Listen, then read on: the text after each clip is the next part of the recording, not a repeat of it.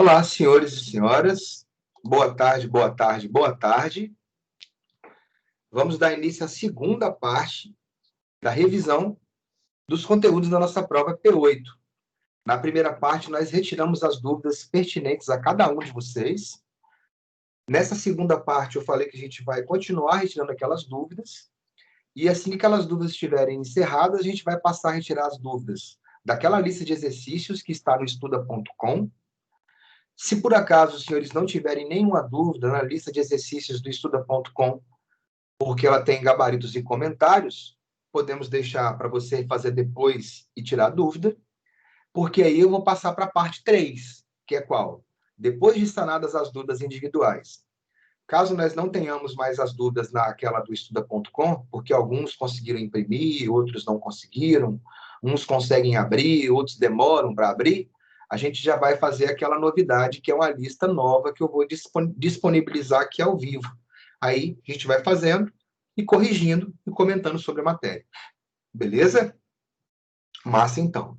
Lembrando que ao final dessa aula hoje, essa lista que eu vou espelhar para vocês aqui, que é a lista nova, eu vou disponibilizá-la com gabaritos e comentários também. Show? Então vamos para a nossa última e fatídica aula de revisão antes da nossa prova. Beleza? Vamos lá. Aí ela está falando que está rolando a aula de geografia ainda. Vou esperar. Espero um pouco. Não há problema, não. Esperar um pouquinho, que é bom que vocês vão aí. Ai, terminou. Agora foi. Pode crer. Aí, ó, tem uma galera aí começando a chegar. Então, beleza, eu espero um pouco. Vou até beber um copo de água. Vai lá.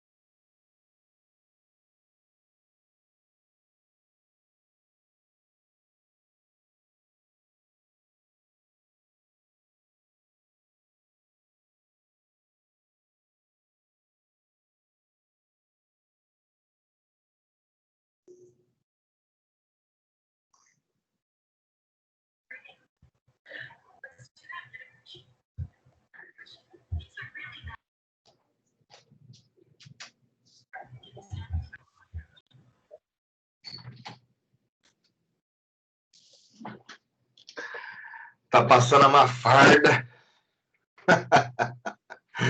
Vamos lá então, galera. Acabou, beleza. Todo mundo tá aí, o pessoal chegou, o Wilson também tá aí, show de bola.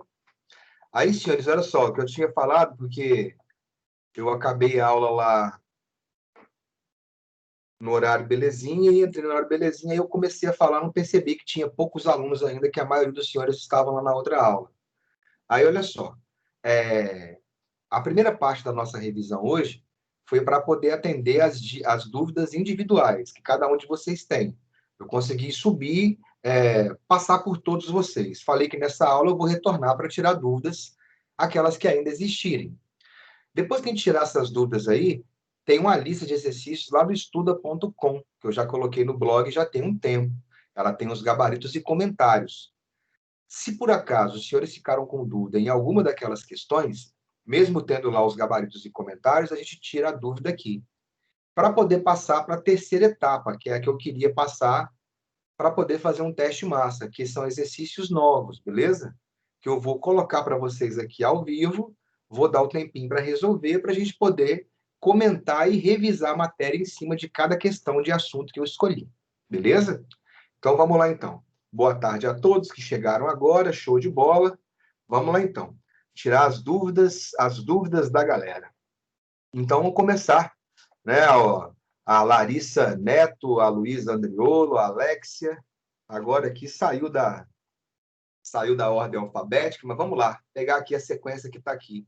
A Larissa Neto tem dúvida? Larissa Neto, a Luísa Andriolo, dúvida? Vamos chamar em dupla para dar uma acelerada nesse processo. Se você não falar nada, eu vou considerar que você não tem. Se você quiser colocar, você pode colocar no chat também. E aí vamos então para Alexia e Ana Luísa. E aí, Alexia, Ana Luísa? Dúvidas que as senhoritas têm, pode falar, pode abrir o microfone ou digitar no nosso chat. Manda lá. Oi, professor. Opa, Então, agora são as dúvidas ainda sobre a matéria, certo? pode ser. É porque tem algumas questões da lista também de revisão que eu não entendi muito bem a resposta, mas eu acho que eu vou deixar para perguntar depois. Sobre o imperialismo, você poderia dar uma pincelada sobre os tipos de colônia? Tipo assim, o protetorado, a área de influência? Pode sim. Quando você vai... Tem duas formas de imperialismo neocolonial. Existem as colônias formais e as colônias informais, né? O Brasil, por exemplo, sofre um neocolonialismo ou um colonialismo informal.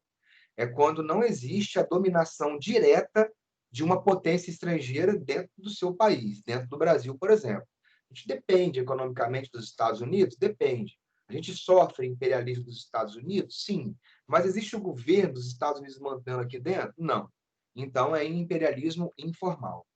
O imperialismo formal é quando uma potência domina uma outra área e instala uma sede do seu governo lá, como, por exemplo, aconteceu com a Índia, quando a Índia se torna colônia da Grã-Bretanha, passou a ter uma sede do governo inglês naquela região.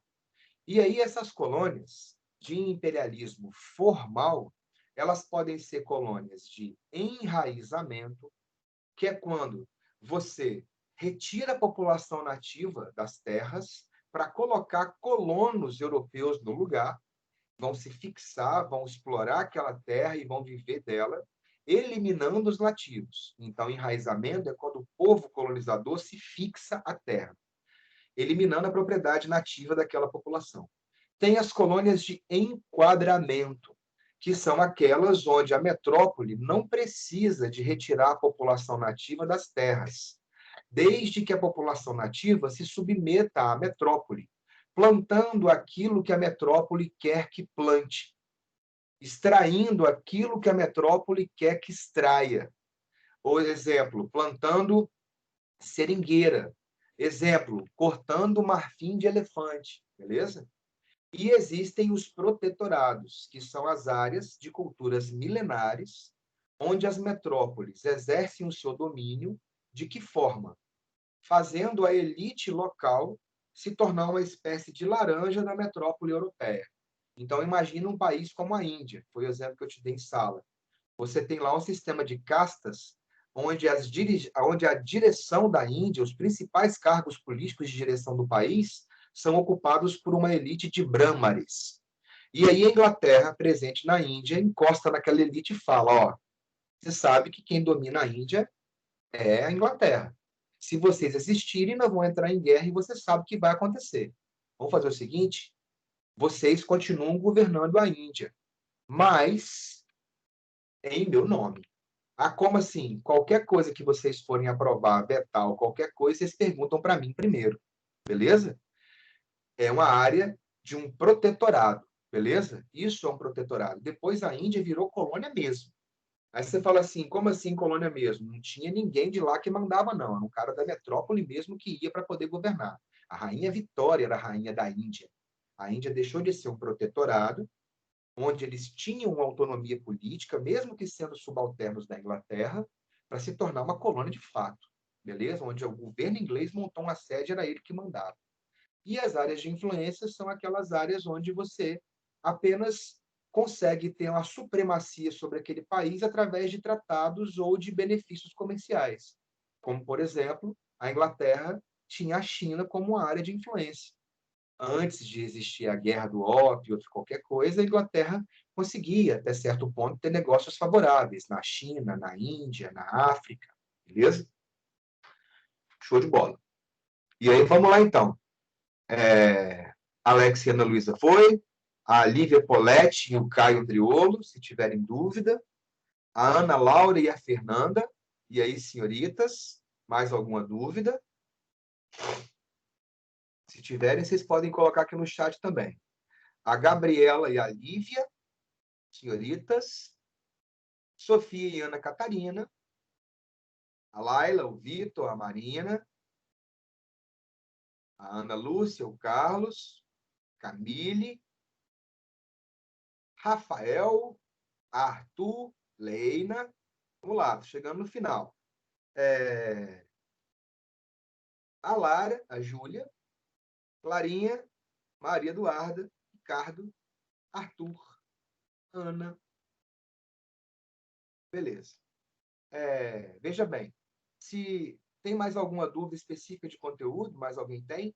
Porque se não tiver, a gente vai fazer aquela lista, como eu falei para vocês, que eu vou colocar uma questão de cada um aqui para a gente fazer. As dúvidas do estuda.com, a gente também pode tirar dúvidas dela. A diferença é que a gente pode tirar uma dúvida do estuda.com agora, mas boa parte dos alunos talvez não estejam com a lista na mão. Então, para eles acompanharem, fica mais difícil, sacou? Mas dá para tirar. Alguma dúvida desse estuda.com? Vocês podem também depois, no seu caso, Alex, você falou que você tem mais dúvida do estuda.com, você pode mandar para mim também via WhatsApp, beleza? Alexia, isso só mudou depois da guerra da revolta dos cipaios, justamente. Depois da revolta dos cipaios, a Índia deixa de ser um protetorado e passa a ser uma colônia de verdade. Beleza? Gabriela. Professor, você pode explicar de novo Ana Luísa Cipriano? Explicar o que de novo? Ana Luísa Cipriano. Sem dúvidas, papapá. Só nessa aqui. Vou ver essa aqui. Ah, tá. Ela deu uma printada na parada e colocou aqui. Essa é qual questão do estudo.com? Você tem o número dela?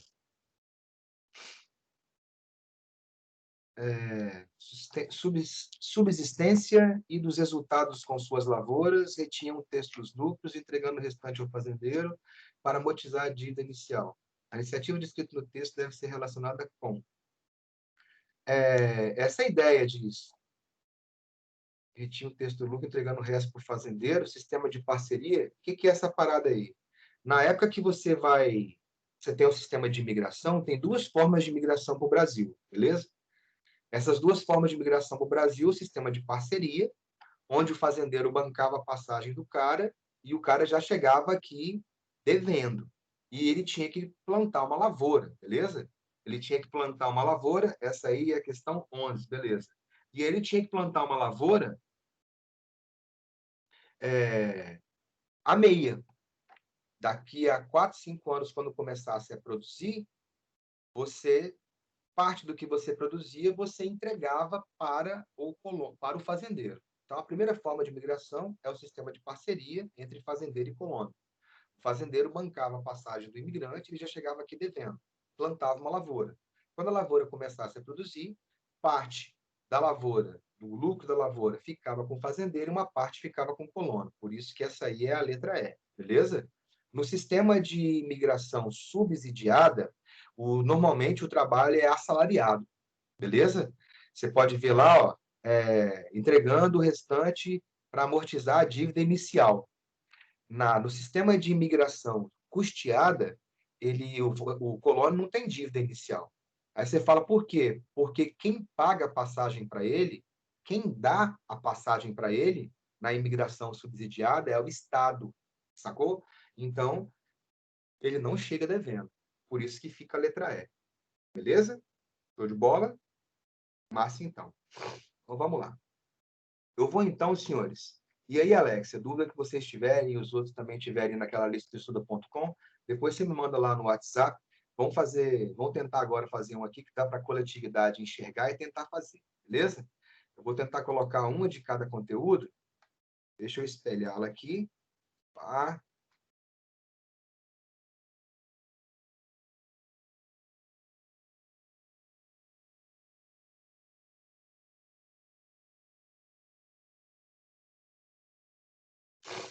Aí.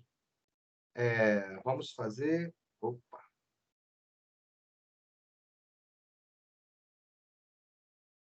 Aí. Vamos fazer, então, a primeira questão. Segunda questão. A segunda questão, ela trata do primeiro capítulo, que é sobre Estados Unidos do século XIX. Beleza? Então, vamos fazer essa segunda questão aí, que ela é maneira, dá para revisar um monte de coisa. Agora são 17h07, 3 minutinhos, como lá no Enem, beleza?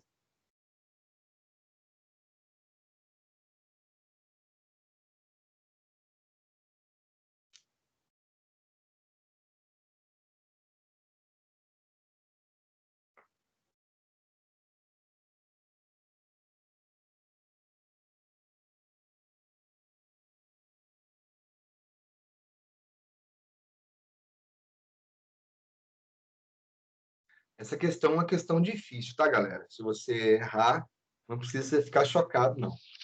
Ela é difícil porque tem uma alternativa que é de um conteúdo que você estudou em outros anos. Esse ano você não viu, não. Aí talvez você não se recorde. Mas dá para fazer assim mesmo.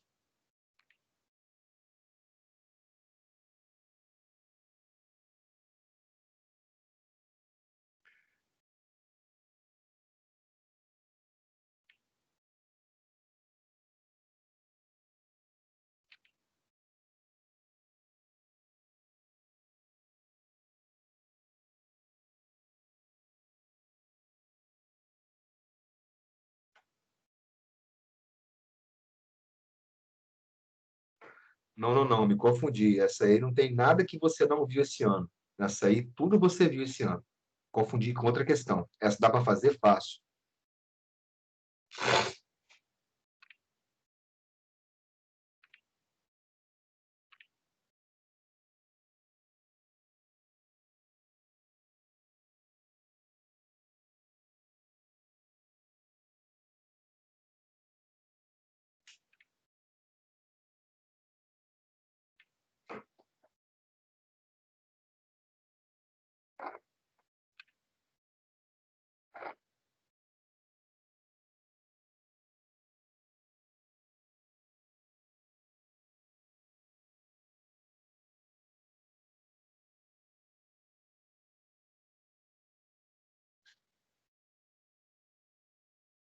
Vamos lá.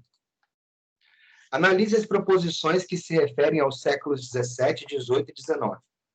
A doutrina Monroe, estabelecida em 1823 pelo presidente norte-americano James Monroe, definiu os princípios sobre a segurança dos Estados Unidos, justificando intervenções e guerras contra vários países da América Latina.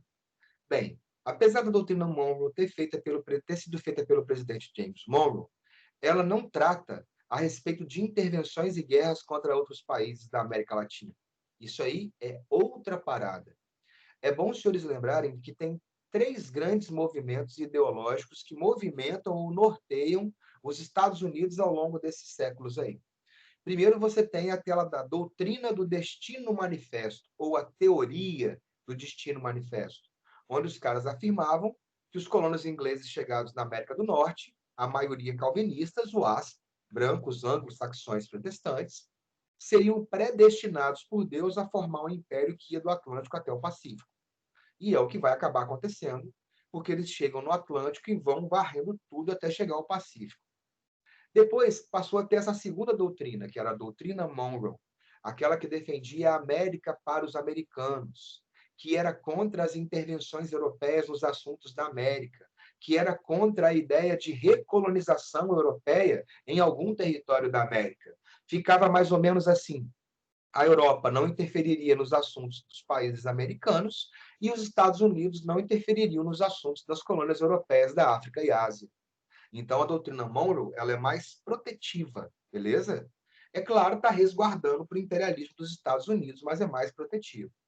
Aqui fala que ia sentar o pau, invadir e fazer guerra é o Big Stick, que afirmava se que onde os interesses dos Estados Unidos estivessem ameaçados, os Estados Unidos poderiam intervir militarmente naquele país para poder colocar a situação no grau que ele achasse justo.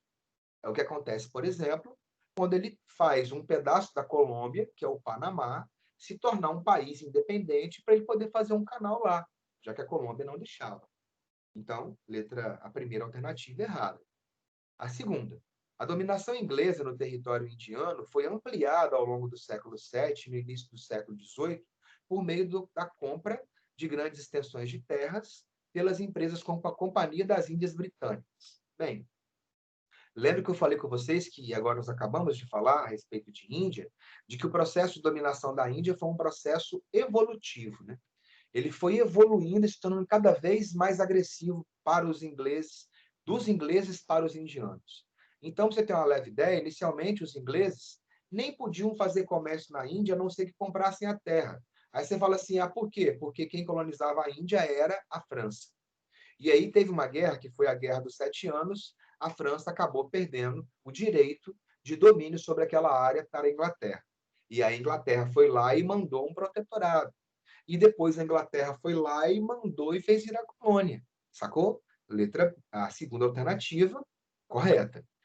Terceira, a partir do final do século VIII e no decorrer do século IX, as condições de vida na Europa sofreram transformações em decorrência de vários fatores, entre os quais a melhoria dos meios de transporte e comunicação, a introdução de novas técnicas de trabalho no campo e nas indústrias, além do aumento populacional. Certíssima. Esse período é o período que está acontecendo a primeira e a segunda fase da Revolução Industrial. Então, você tem um aumento do maquinário no campo e na cidade, um aumento na velocidade dos meios de transporte por causa das locomotivas e navios a vapor, um aumento na velocidade das comunicações por causa dos telégrafos, beleza? E a quarta está errada, porque fala que na maioria dos países que surgiram após a independência da América Espanhola, se tornaram países republicanos e democráticos, devido à participação das populações descendentes de indígenas e mestiços, que tiveram suas reivindicações por terras e trabalho atendida. É um sonho isso. Aí você fala por quê? Porque a maioria dos países latino-americanos que vão fazer independência, quem faz são as elites locais, não tem povo. Não tem essa parada de os descendentes de indígenas e de mestiços terem suas reivindicações como terras atendidas. Não vai. E muito menos os direitos trabalhistas atendidos. Não vai. Então, fica dedidado a alternativa correta dessa questão que se refere aos Estados Unidos no expansionismo. Beleza? Vamos para uma outra questão aqui agora. Olha essa questão 3. Ótima questão. Vamos fazer essa questão 3 aí, que ela fala sobre outro assunto pertinente à matéria da prova, que é a Guerra de Secessão, beleza? 17 e 15, marcando. Vamos lá.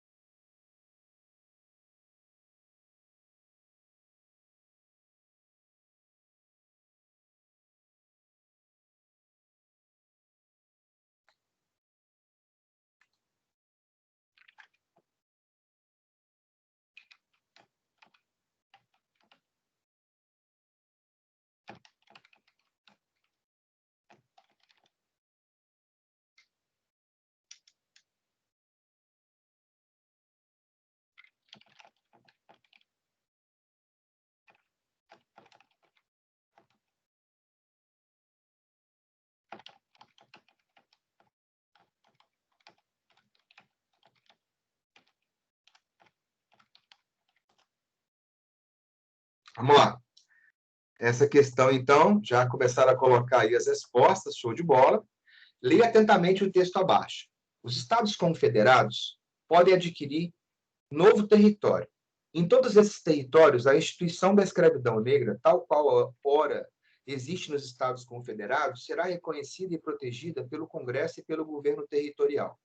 E os habitantes dos vários estados confederados e territórios terão o direito de levar para esse território quaisquer escravos legalmente possuídos por eles em quaisquer estados ou territórios dos estados confederados. Beleza? A Constituição dos Estados Confederados da América. Após a leitura do trecho acima, é correto afirmar que a Guerra de Secessão foi. Bem, talvez alguns dos senhores ficaram assim, pô, Estados Confederados da América, caraca, esses caras são o norte ou são o sul? Porque eu vejo em filme, uns caras chamam confederados, outros caras chamam yankees. Mas quais que são os nortistas, quais que são os sulistas? Ficaria fácil se você prestasse atenção que no texto o cara defende a escravidão. Então, se o cara defende a escravidão, ele é um sulista. Então, esse confederado, ele é um sulista. O yankee seria o nortista. Lembra que essa guerra vai acontecer por causa de divergências que existiam entre o Norte e o Sul. O Norte defendia o abolicionismo e a imposição de tarifas alfandegárias para impedir a concorrência estrangeira. O Sul defendia plantations, a mão de obra escrava e a liberdade econômica.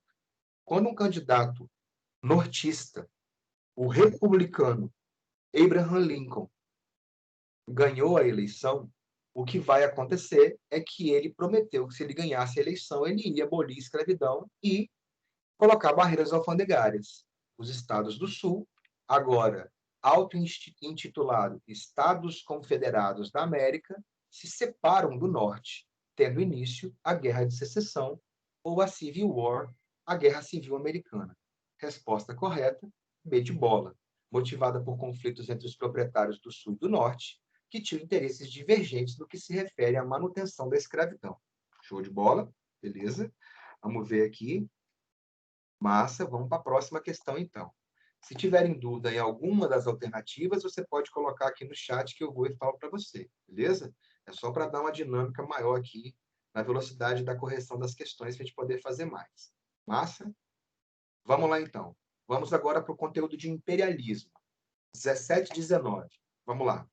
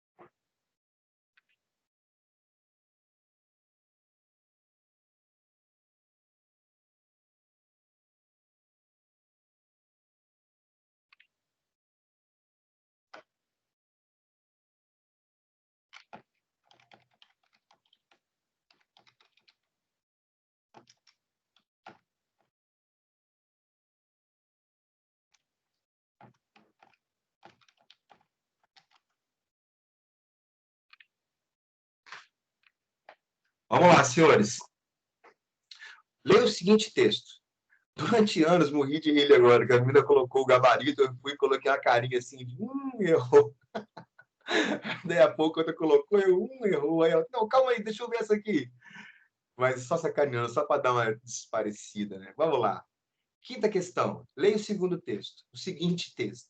Durante anos, os quenianos foram educados em inglês, desde a creche até a universidade. Não é complicado imaginar o quão difícil deve ter sido para todas aquelas crianças. Sua educação em inglês provocava uma fratura entre a língua que usavam em suas casas e a língua que usavam nas escolas, com a qual conceitualizavam o mundo.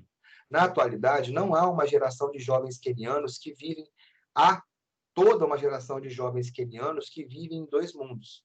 Tem um domínio perfeito do inglês, mas a cultura majoritária do Quênia pós-colonial, na qual vivem e trabalham, não é a de fala inglesa. Assinale a alternativa que, segundo o texto, indica uma das principais consequências do colonialismo europeu. Lembre-se que a intenção da questão é revisar o conteúdo.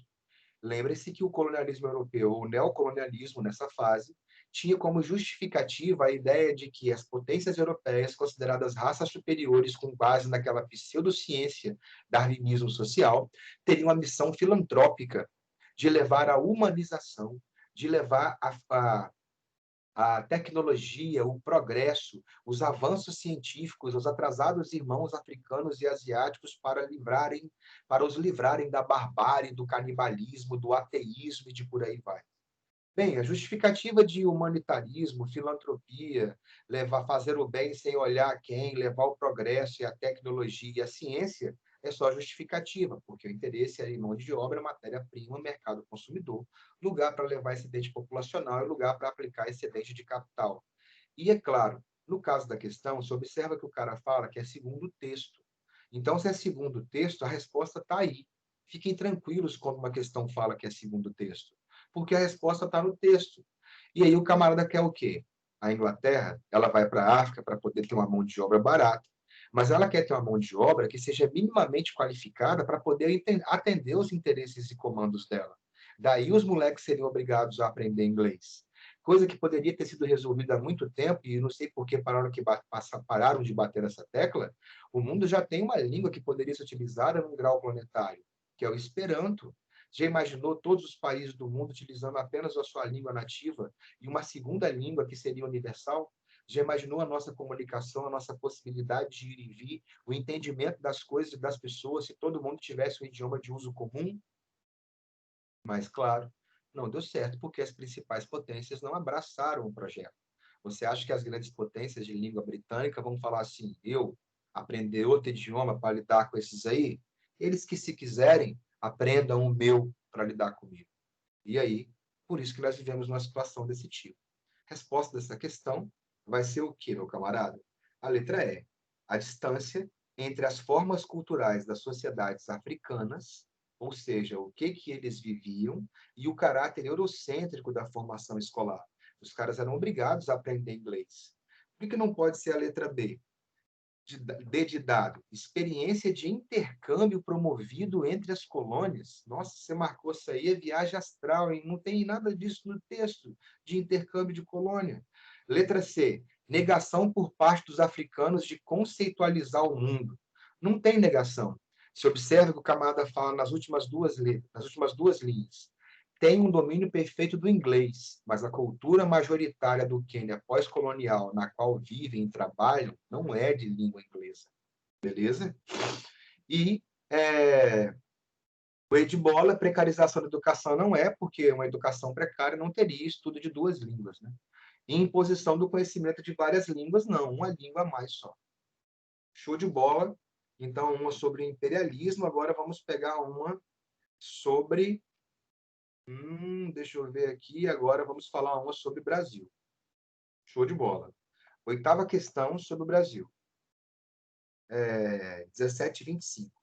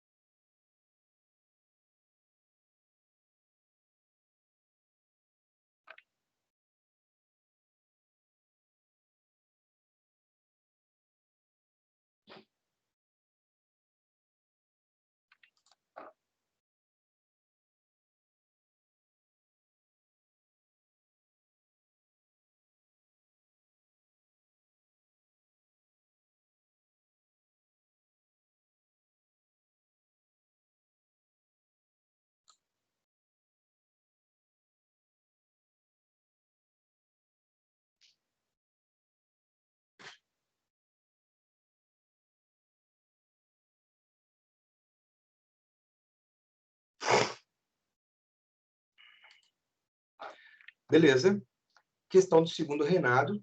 e uma questão que ela traz um assunto muito pertinente, porque ela é um conhecimento que boa parte da população brasileira, apesar de ter passado pela escola, estudou muito pouco sobre povos africanos no Brasil e muito pouco continua a se saber sobre a história deles ainda no nosso país, né?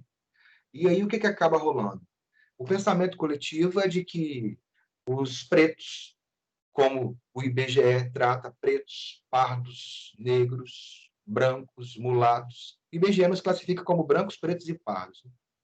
Mas que a população negra, a população africana, se adaptou à escravidão. Esse é um discurso que é impossível de se imaginar, porque desde o primeiro momento houve resistência à escravidão, com fuga, aborto, suicídio, assassinato de feitor, de capitão do mato, e por aí vai.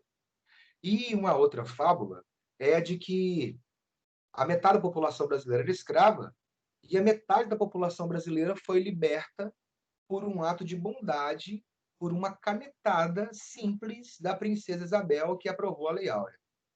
Na verdade, esse é um mito que tem que ser desconstruído. Aí você fala por quê? Primeiro, pelo fato de que o movimento abolicionista ele já vem de longa data. Outros estados já tinham aprovado o fim da escravidão antes da Lei Áurea, como Amazonas, Pará e outros. Em São Paulo e Minas Gerais, por exemplo, onde você tinha o avanço da lavoura de café, a principal mão de obra era imigrante. A Igreja Católica, a essa altura, se posicionava contra a escravidão. Os comerciantes se posicionavam contra a escravidão porque o escravo não consome, sacou? O exército se posicionava contra a escravidão depois da Guerra do Paraguai, sacou? A quantidade de escravos que fugiam para formar quilombos na zona rural, na zona urbana, era imensa. Existiam clubes de alforria que faziam bingos, leilões, rifas para arrecadar grana para poder comprar alforria de escravos. Existiam escravos que faziam associações para um ir juntando um pouquinho de dinheiro que um tinha com o outro e ia alforriando. Ah, por quê? Porque aquele que fosse alforriado e fosse trabalhar de forma livre lá fora, o salário que ele ganhasse, ele tinha que trazer para cá para poder outro ser alforriado. E aí outro continuava trabalhando e trazia para vir para cá para ir alforriando o outro. E o outro detalhe, quando a princesa Isabel aboliu a escravidão com a Lei Áurea, a lei já tinha sido votada e aprovada no Congresso Nacional. A princesa Isabel apenas sancionou. E tem um outro detalhe ainda mais interessante. Em 1850, já teve a Lei Eusébio de Queiroz que proibiu o tráfico de escravos para o Brasil. Então, de 1850 para cá, a quantidade de escravos que vai chegar vai ser muito pequena. Proíbe o tráfico internacional, mas continua o tráfico interno. Em 1871, todo escravo que nascesse a partir daquela data, a Lei Visconde Rio Branco, né, ou Lei do Ventre Livre, todo escravo nascido a partir de 71 não é mais escravo. Todo filho de escravo nascido a partir de 71 não é mais escravo. Quando chegou em 1885, Saraiva Cotegipe, o sexagenário. Todo sexagenário, 65, é livre. Poucos chegavam, mas chegavam. E a Lei Áurea, que define o fim da escravidão. E aí esse texto, ele traz um número muito interessante. Olha só, os números indicam que antes da abolição de 1888, restavam um pouco mais de 700 mil escravos no Brasil. Conforme a estimativa do censo de 1872, elaborada pelo IBGE, ou seja, uma fonte do governo, Instituto Brasileiro de Geografia e Estatística, a população total do país era de 9.930.000. Vamos colocar que em 1872, a população brasileira fosse 10 milhões, beleza? Até chegar a 1888, são mais de 10 anos. A população, com certeza, cresceu. Mas vamos continuar com os 10 milhões, não cresceu nada. A metade da população era escrava. Como que em 1888 só 700 mil foram livres? Porque o resto dessa galera já se tornou livre antes da Lei Áurea, sacou? Pela lei do ventre livre, pela lei do sexagenário, pelos clubes de alforria, pela compra de alforria, pela fuga de quilombos. Então, fica no camarada letra C. A maioria da população africana e seus descendentes já era livre quando a princesa Isabel quando a Lei Áurea foi aprovada, porque vinha obtendo alforrias através de uma multiplicidade de estratégia desde o período colonial. Muito maneira essa questão. Show de bola. Falamos uma sobre, então, esse período. Vamos falar, então, essa aí, ó, uma sobre café. Não, vamos pegar uma agora do... Já falamos uma do Segundo Reinado. Vamos falar então aqui sobre a Primeira Guerra. Ó.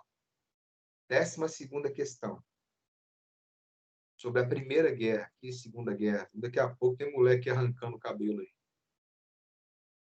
12ª.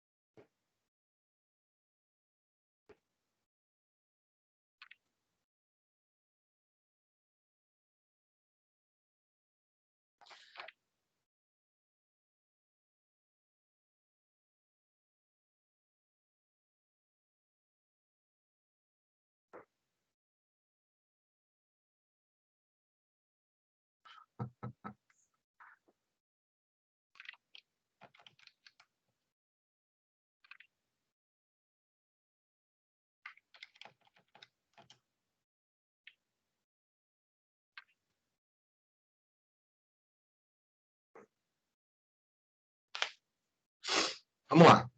Questão curta, então dá para fazer ela um pouco mais rápido.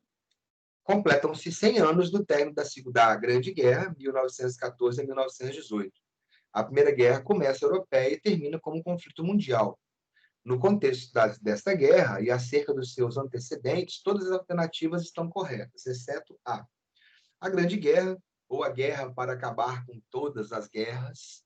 A Primeira Guerra Mundial, ela é uma guerra mundial não pelo fato de que todos os países do mundo se envolveram nela, mas pelo fato de que as principais potências que tinham negócios que eram envolviam o mundo inteiro estavam presentes na parada. E aí, vamos lá, uma que está errada. As rivalidades imperialistas originárias desde o século XIX entre ingleses e alemães também contribuíram para a formação de alianças militares distintas. Certo. Quando os alemães fizeram a sua autonomia, fizeram a sua emancipação, unificação, na verdade, 1871, ou seja, século XIX, a Alemanha, depois de unificada, ela passou a crescer muito rapidamente na sua indústria. Ela tomou, por exemplo, a Alsácia-Lorena da França e crescia muito por causa do carvão e do ferro. E os produtos alemães passaram a incomodar, concorrendo com os produtos ingleses, que acabaram por terminar na Inglaterra indo na guerra para a Tríplice Entente e a Alemanha indo para a Tríplice Aliança. Correto. B de bola. Os russos faziam parte da Tríplice Entente. Beleza. Assinaram um armistício com os alemães e retiraram-se da guerra por causa da revolução que acontecia no seu território. Correto. A Rússia foi a primeira potência que saiu da guerra.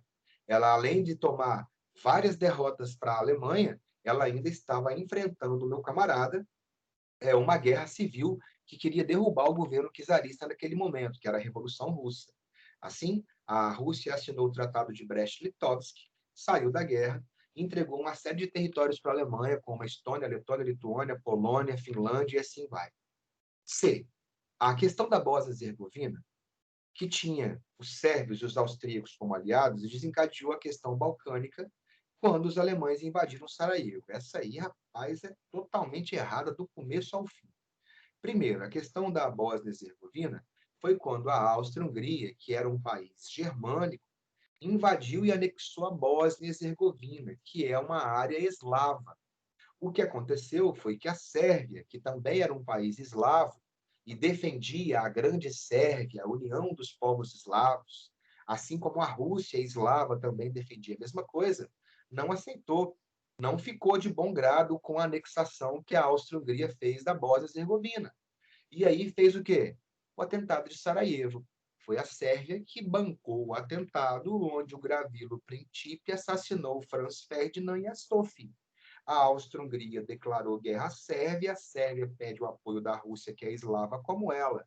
A Alemanha entra do lado da Áustria-Hungria, a Inglaterra e a França do lado da Rússia, e a Itália se manteve neutra porque o acordo dela era de defesa. Se eles fossem atacados primeiro, ela entraria na guerra. Caso contrário, ela poderia se manter neutra, e é o que aconteceu. Então, sérvios e austríacos não são aliados, são os dois catalisadores iniciais da Primeira Guerra Mundial. E a questão balcânica não é quando os alemães invadem Sarajevo.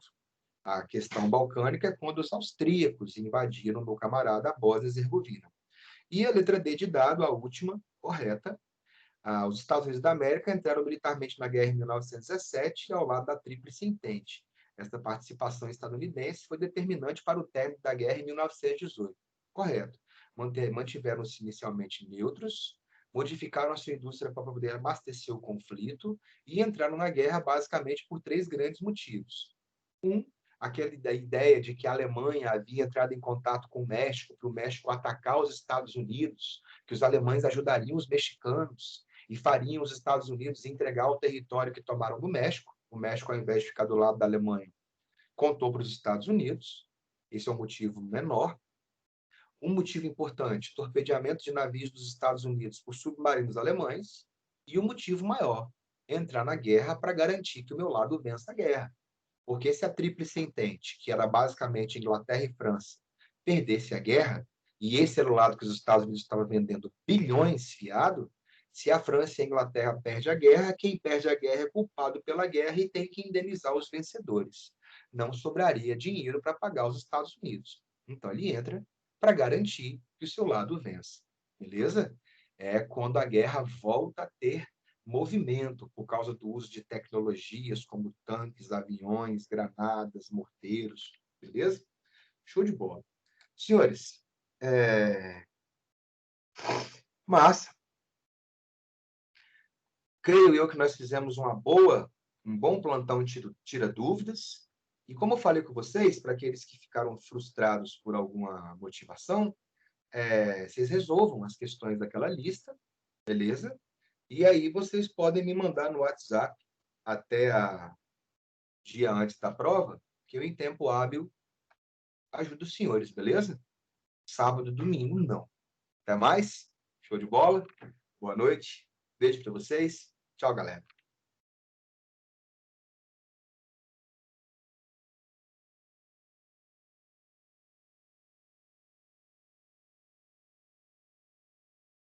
A Alexa não usa o WhatsApp.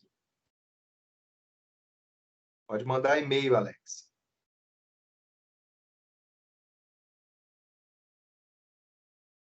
Mensagem. Tá na idade das cavernas, Alex.